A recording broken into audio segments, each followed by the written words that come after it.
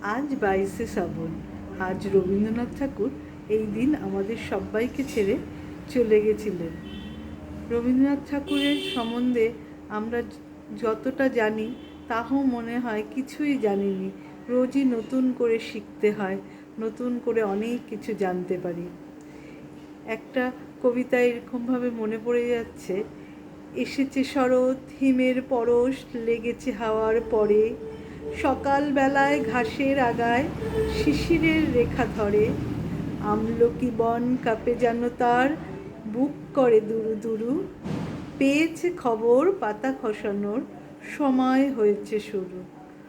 রবীন্দ্রনাথ ঠাকুরকে আমরা তার কবিতা, তার গান, তার লেখা গল্প উপন্যাস সব কিছুর মধ্যে যে কবি হিসাবে জানলেও তার থেকেও বড় করে জানি যে উনি আমাদের একজন ঘরের মানুষ এবং প্রাণের মানুষ। তাই সব সময় তাকে সব রোজেরই মনে পড়ে, তার জন্য কোনো আলাদা কোনো দিন লাগে না। তাই হে কবি, তোমাকে আজকের দিনে শত শত শত কোটি প্রণাম।